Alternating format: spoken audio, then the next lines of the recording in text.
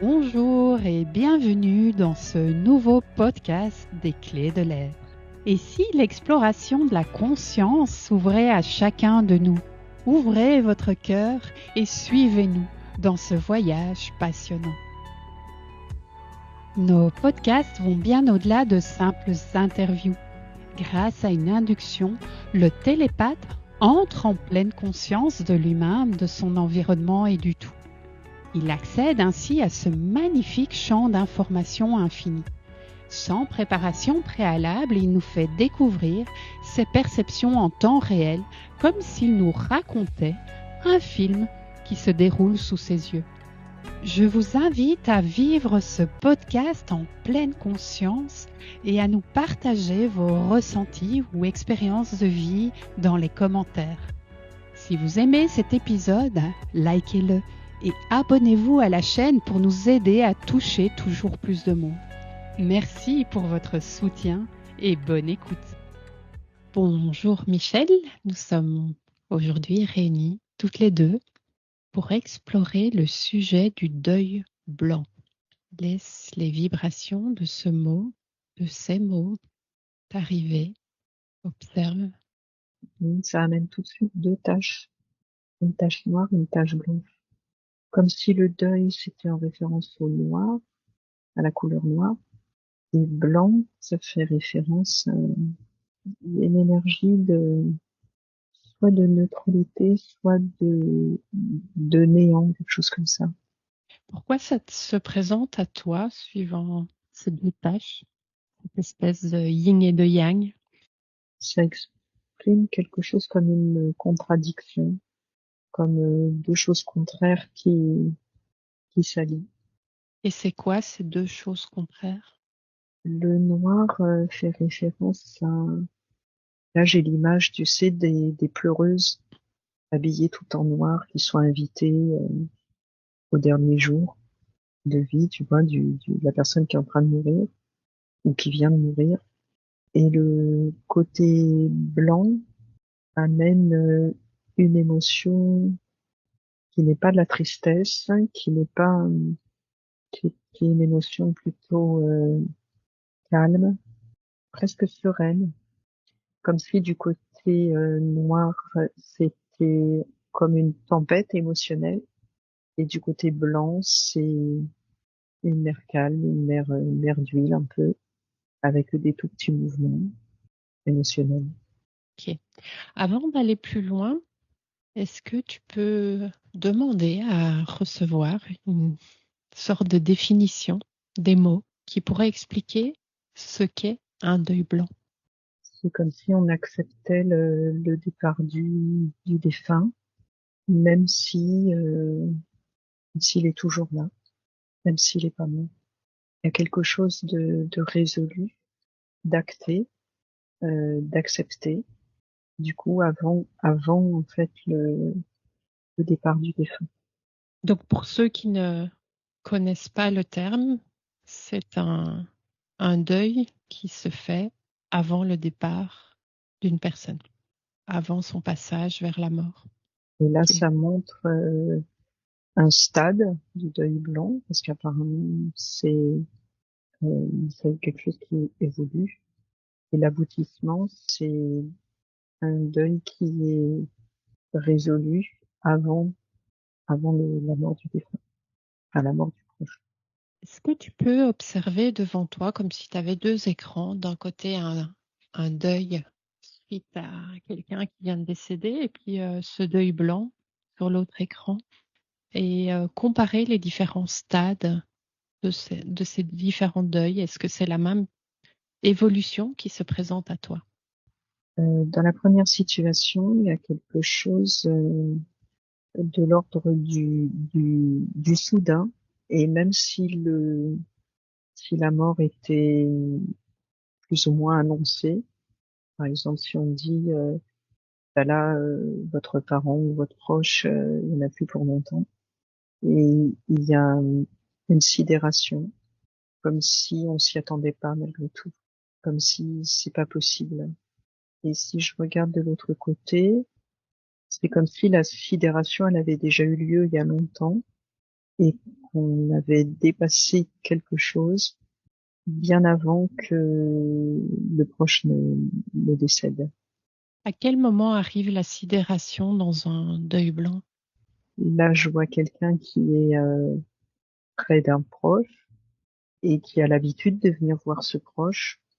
Et c'est comme s'il y avait eu à un moment donné un changement d'état de ce proche qui a entraîné cette sidération et peut-être une incompréhension de pourquoi ça devient comme ça, pourquoi c'est comme ça maintenant. Il y a eu un travail d'acceptation. Il y a eu comme une bataille intérieure après la sidération, comme une bataille intérieure pour de chercher des solutions, de chercher à réparer, de chercher à retrouver la personne comme avant. Donc il y a tout un cheminement, toute une bataille. Et puis à un moment donné, l'idée que ça ne redeviendra jamais comme avant. Et il y a une acceptation de ça qui n'est pas une résignation, comme si à partir de là, la personne va chercher ce qu'il y a de mieux pour son proche dans l'état où il est, mais on sent que l'état a été accepté et que l'action maintenant n'est plus véritablement une bataille, une bagarre. C'est un cheminement, un accompagnement, comme tenir la main de quelqu'un pour traverser une rivière, par exemple. Et il y a la conscience qu'il y a cette rivière à traverser, donc la maladie, ce quelque chose là cet événement qui a eu lieu et qui change la donne, qui change la vie. Il y a ça à traverser. Et il y a le côté comme le sentiment que le proche est comme un étranger qu'on ne connaît pas dans ses nouveaux repères. Il faut s'adapter. Il faut, par exemple, se renseigner, savoir qu'est-ce qui se passe dans ce type de maladie ou ce nouvel état pour adapter son accompagnement. Alors, je vois des moments comment je peux dire, d'effondrement, mais en fait, ça se redresse assez vite, ça revient relativement vite. Ça arrive à certains moments, un peu en pointillé, et c'est comme si à un moment donné, il n'y avait plus vraiment ces moments d'effondrement. C'est dans le temps que ça se fait. Ça se passe que si la personne a du temps, on va dire, si le proche est malade suffisamment longtemps, on va dire, ça prend un certain temps. La notion de temps est importante. Et puis il y a comme une espèce d'habitude qui se met en place, et on est avec son nouveau proche, et on va le voir. Et c'est comme si qui fait penser au deuil déjà fait, c'est que euh, la, la vie continue et comme si on venait informer son proche que la vie continue. Par exemple, je sais pas, des enfants qui grandissent, qu'on fait ci, qu'on fait ça, ou un changement de travail. C'est comme si d'un côté ça n'avait pas énormément de sens, et d'un autre côté c'était très important cette continuité était très importante. Pour le proche ou pour le malade? Les deux. Ok. Pour les deux. Ça, ces informations peuvent être senties par la personne qui vient voir son proche malade, comme des bouteilles à la mer où elle ne sait pas trop où ça atterrit dans sa vie. Ouais, c'est ça, ça concerne vraiment une personne où une partie d'elle est déjà morte, en fait. Où la personne vient voir son proche sans le reconnaître, comme un peu étranger, du fait que ce qui est arrivé va amener des grandes modifications dans le comportement, dans la parole. Des fois, il n'y a pas de parole. Donc, ce qui est dit là, on ne sait pas si la personne l'entend, le comprend, si ça se pose quelque part dans sa vie ou pas. Mais, mais la personne qui vient le voir garde ce lien. Il y a je sais pas, une fidélité, un lien solide qui fait que là, sur cette partie-là, ben, ça devient important de transmettre les transformations de la vie, de la famille.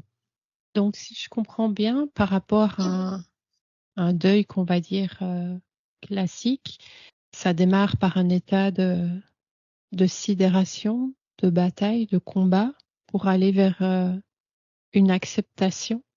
Et cette acceptation, c'est finalement le deuil du proche tel qu'il était, pour accueillir un nouveau proche. Donc il y a ce sens d'apprivoiser cette nouvelle personne qui est là devant nous, qui n'est plus la même, on va dire, physiquement. Et donc dans cette étape d'apprivoiser, c'est accueillir cet être qui est devant nous physiquement.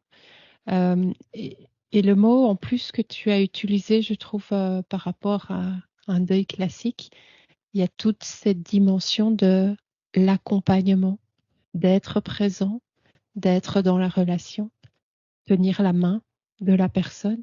Donc on est en présence de la vie, mais d'une vie différente. Et quelquefois, on ne sait pas trop s'il y a de la vie. Ça dépend vraiment des cas.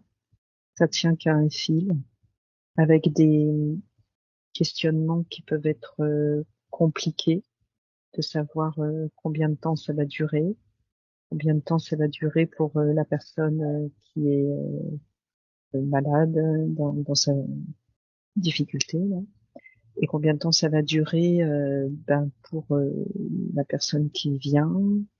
Ça peut durer 1 mois, 1 an, 10 ans, on ne sait pas, avec des sentiments euh, troublants de je voudrais tant que ça s'arrête et en même temps je veux pas que ça s'arrête, je veux pas qu'il aille meure. Ça peut pas être un souhait et en même temps c'est très troublant d'avoir envie que ça s'arrête. C'est une lutte intérieure entre j'ai envie que ça s'arrête et j'ai envie que ça continue. Il y a deux forces à l'intérieur de soi. Ouais, ouais. C'est pas j'ai envie que ça continue, là c'est plutôt je ne peux pas souhaiter sa mort. Oui. Et en même temps j'ai envie Mm. que ça s'arrête. Il y a quelque chose qui est assez troublant, euh, comme si le côté j'ai envie que ça s'arrête euh, c'est pas trop culpabilité, mais c'est pas bien, comme si je voulais la mort de mon proche et je peux pas souhaiter ça, c'est pas correct et je veux pas en même temps. Si tu observes la personne qui est malade, qu'est-ce qui est important pour elle, parfois qui, comme tu l'as dit, ne peut plus s'exprimer, une personne avec Alzheimer ou d'autres maladies dégénératives, qu'est-ce qui est important pour elle dans la relation avec le proche? Ça me dit garder un lien, comment je pourrais dire, garder son humanité, le fait d'être dans une relation qui exprime euh, l'humanité, c'est-à-dire la parole, le toucher, l'amour. Le contact physique reste important dans l'échange de paroles, dans le toucher pour la Oui, personne. oui, oui. Le contact physique. Là, ça montre quelqu'un qui est malade et il n'y a pas de violence. C'est vraiment quelqu'un qui est dans un fauteuil, qui bouge plus. Les yeux sont présents. La parole est absente. Il pourrait y avoir des moyens de communiquer, mais c'est compliqué. C'est-à-dire, Ben là, ça montre comme quelqu'un qui n'a plus son appareil phonatoire, on va dire, qui fonctionne, comme une paralysie ou quelque chose comme ça. Il y a une certaine présence dans le regard là. est-ce qu'il y a une certaine forme de télépathie qui se met en place entre le proche et le malade? Pas vraiment, non. Je le sens pas comme ça, mais il y a, euh, ça dépend, ça dépend de la personne qui vient voir le malade. Euh, Ça dépend de l'ouverture à l'intuition, à si la personne est connectée au ressenti, ou si elle est plus dans le faire, dans l'exécution d'une sorte de mission qu'elle doit accomplir. Tu vois, c'est pas la même énergie. Mais du coup, tu confirmes qu'une personne qui s'ouvre à sa pleine présence, je parle du proche, à ses ressentis, pourrait communiquer par télépathie avec la conscience du malade. Oui, mais ça demande d'avoir ouvert ce canal quand même. Oui, oui, oui. Mm. Ok. Qu'est-ce qui est important maintenant? On a regardé pour le malade, pour le proche. Quelles sont les prises de conscience qui sont importantes pour traverser ce deuil blanc? Donc on a vu, il y avait l'instant de sidération, la bataille, puis l'acceptation. Et ce qui va faire tenir sur le long du chemin en fonction de la durée, ça peut être long. Ça va être une sorte de loyauté, une sorte de, voilà,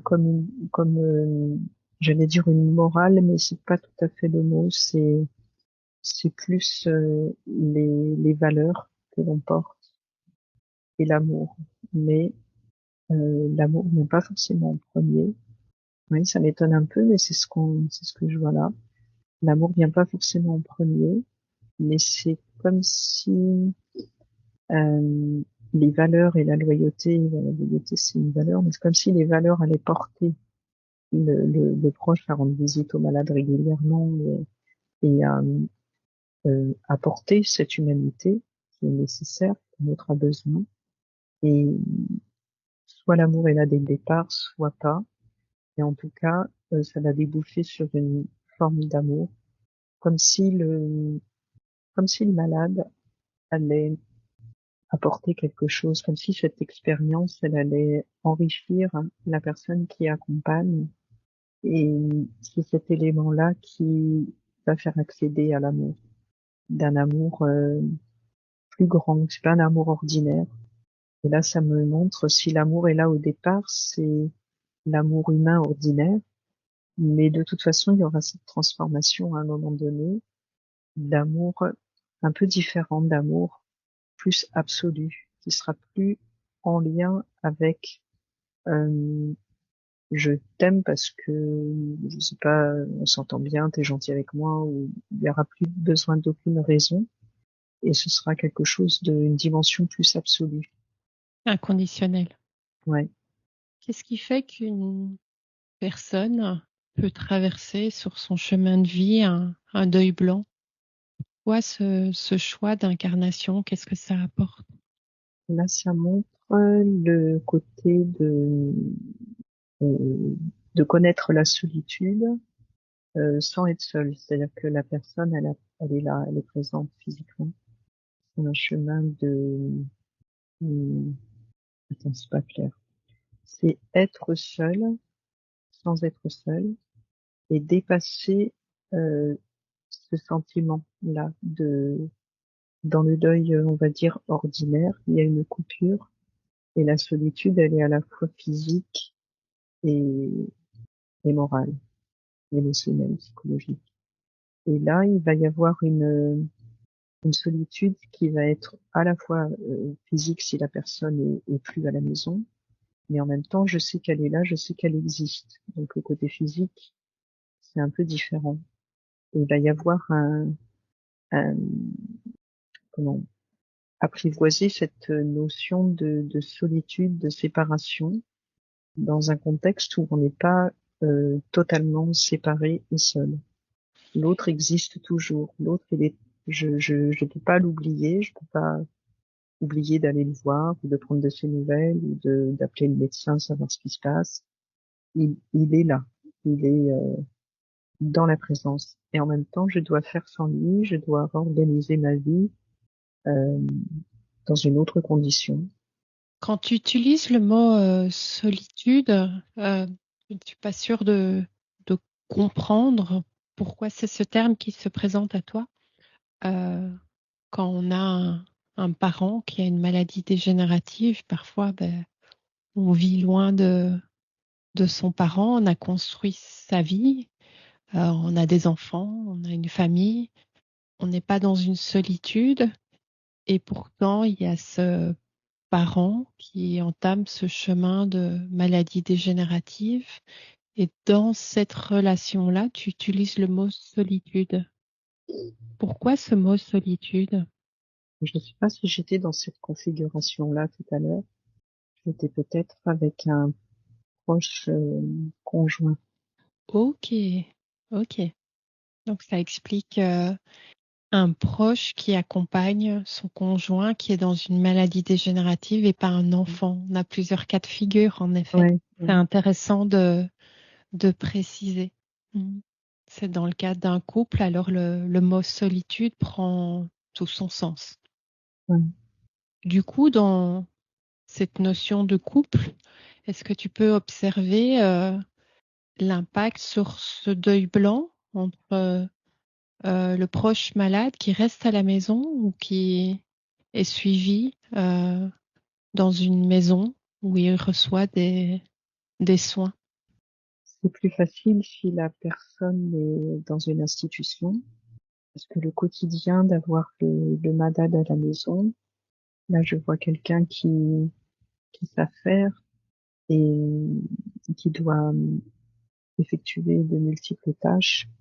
C'est une préoccupation où il n'y a pas beaucoup de temps pour s'intérioriser, pour se poser, déposer, tout ce qui concerne cette situation.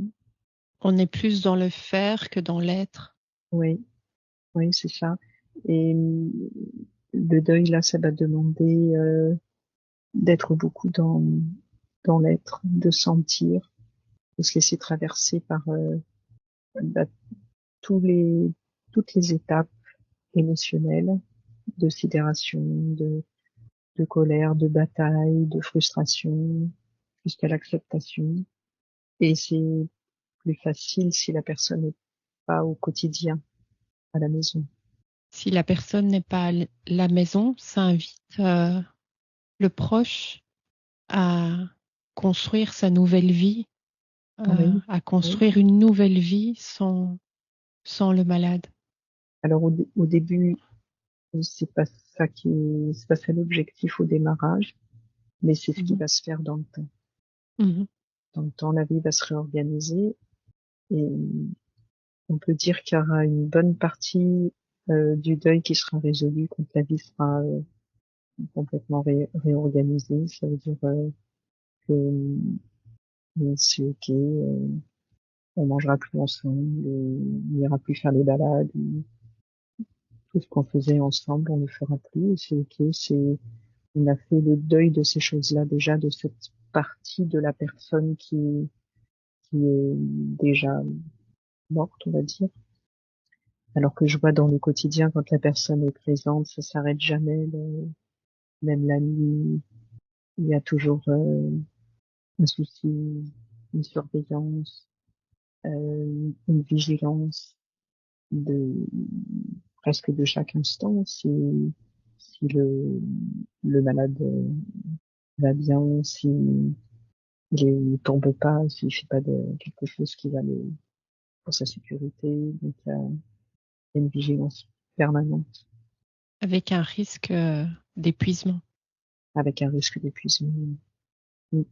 Si dans notre entourage, on connaît un proche qui accompagne un malade, que ce soit à domicile, que ce soit en institution, que ce soit un enfant, un conjoint, euh, qu'est-ce qui est important d'apporter à cette personne pour la soutenir? Là, ça montre l'accueil de sa parole, de ses émotions, qu'elle puisse trouver un espace où la parole est libre, où il n'y a pas de tabou, où elle peut dire j'ai envie que ça s'arrête, et où elle peut dire bah non, en fait, je veux pas que ça s'arrête, où elle peut pleurer, se rappeler des bons souvenirs, euh, surtout accueillir la parole et les émotions sans essayer de distraire la personne, de dire allez, je t'emmène, on fait autre chose, n'y pense plus. Ça sera ok que si la parole aura été accueillie d'abord, accueillir vraiment tout ce qu'il peut y avoir de peine, de tristesse, de confusion. Le pire, ce serait d'essayer de distraire la personne comme si le malade n'existait déjà plus. De dire il faut te changer les idées, il faut que tu le places, il faut que c'est compliqué. Mhm. quand on a un proche et qu'on visite un malade, euh, ça peut être très éprouvant de voir la souffrance. Qu'est-ce qui pourrait aider le proche à vivre cet instant de contact avec le malade, l'humanité dont il a besoin? Trouver des moyens peut-être médicaux déjà de stopper cette souffrance. Et il peut y avoir une certaine incompréhension de face à la souffrance, de dire pourquoi on peut pas se soulager. C'est compliqué. Accepter la souffrance euh, physique ou autre. Il peut y avoir quelqu'un qui crie et qui a l'impression de souffrir alors qu'on ne sait pas du tout ce qu'il a. Voilà, ça dit qu'il n'y a pas véritablement de recette. Si on a pu soulager les douleurs, ça va être ça le point essentiel. Et ce sera lui rendre aussi son humanité, de ne pas le laisser être dans des états de souffrance insupportables. Ça montre que le personnel de l'institution a beaucoup d'importance pour le proche qui vient voir son malade. Et ça revient un petit peu à l'accueil aussi de sa parole, de ses états, si ça le fait pleurer de voir son malade souffrir comme ça, qu'il y a un espace d'accueil et besoin de comprendre. Il y a un besoin de comprendre la situation, de comprendre si ça va durer longtemps. Il y a un besoin de savoir qu'est-ce qu'on peut faire. Et parfois, il n'y a pas de réponse. Et parfois, il n'y a pas de réponse. Et du coup, l'équipe est très importante pour accompagner ça. Quand on peut rien faire, qu'il n'y a pas de solution, c'est là que l'équipe est vraiment très importante pour accueillir la détresse de ce proche-là qui vient voir son malade. Est-ce que tu peux observer maintenant dans l'histoire que tu suivais le décès de la personne et du coup pour le proche, il n'y a pas déjà passé tous les stades du deuil blanc, il a apprivoisé ce nouvel être avant, ce nouveau proche avant son décès. Comment cela va impacter le deuil qu'il va avoir à traverser après le décès? Là, ça, il me dit que ça dépend de la durée, en fait, de la maladie. Si, si les étapes du deuil, on va dire blanc, ont été résolues ou si c'est en cours. Mhm. Si par exemple on est face à une résolution où toutes les conditions sont réunies pour arriver à cette acceptation et il n'y a plus aucune souffrance de l'absence de la personne là que je voyais à l'hôpital, euh, que la vie s'est réorganisée avec ces nouvelles conditions, ça montrera que le deuil est quasiment résolu et au moment de la mort, au moment du décès, ce sera relativement doux. Et même s'il y a un élan une vague de tristesse pour la séparation ultime, on va dire, euh, le travail est déjà pratiquement fait. Il n'y a plus qu'à gérer les obsèques, voir si c'est pas déjà, tout est déjà peut-être prêt. Et la page va se tourner relativement rapidement, peut-être en quelques semaines ou en quelques jours.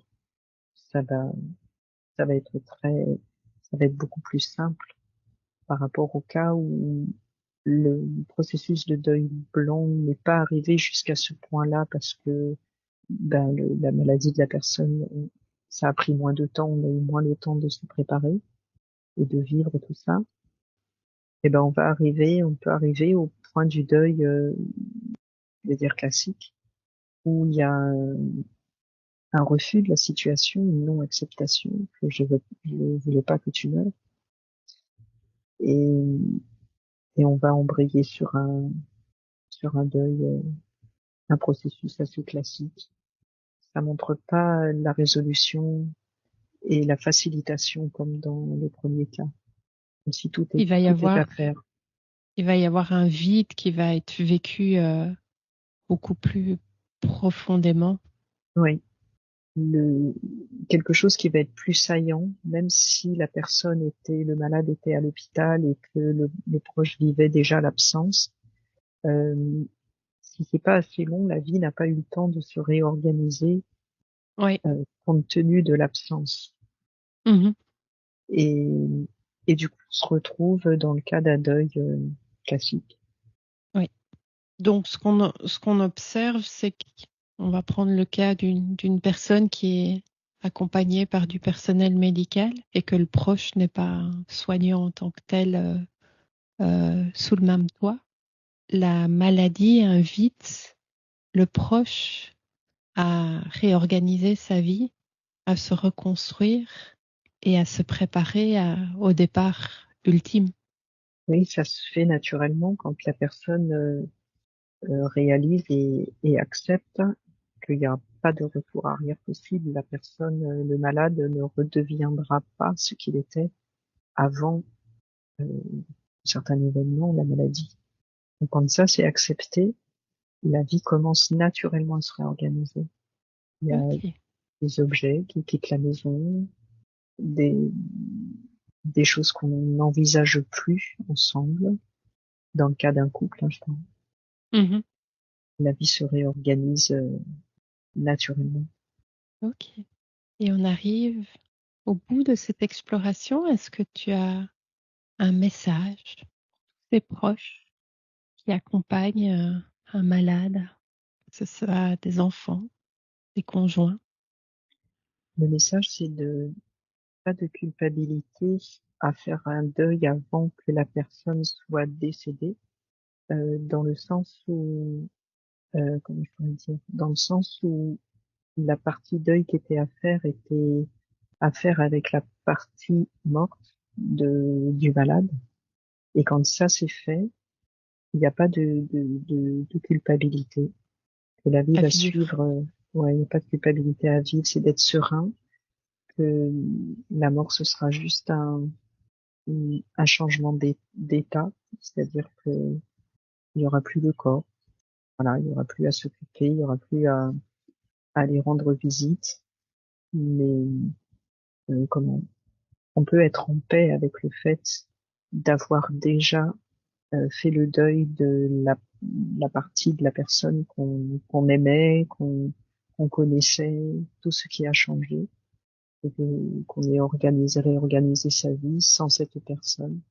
Voilà, le message, c'est surtout là-dessus, sur, de pas se sentir coupable de ça ou comme une mauvaise personne, ou que, au contraire, c'est de s'être libéré de ça va permettre d'aller voir le malade en étant serein, dans l'amour et heureux. On a le droit d'être heureux dans cette situation. On n'a Vivre en pas, présence de l'approche de la mort. ouais, et qu'on n'a pas à être malheureux parce que son proche, son malade est malheureux ou handicapé ou en dégénérescence. Si on est malheureux, ben, le deuil n'est pas terminé, mais à un moment donné, quand c'est résolu, savoir qu'on a le droit de vivre une vie heureuse, même si cette personne n'est pas morte, n'est pas décédée encore. Merci beaucoup. Merci pour cette exploration en profondeur, touchante. Et on est de tout cœur avec les personnes qui traversent un deuil blanc ou un deuil et que la vie est là, la vie est plus forte. Merci pour votre écoute. Envie de soutenir les clés de l'être? Likez ce podcast et abonnez-vous à la chaîne. Si ce sujet vous touche et que vous souhaitez explorer ce qui se joue en vous, contactez-nous à l'adresse lesclésdelettre@gmail.com pour une session personnelle en télépathie accompagnée, véritable voyage libérateur vers votre harmonie intérieure. À très bientôt pour de nouveaux podcasts des clés de l'être.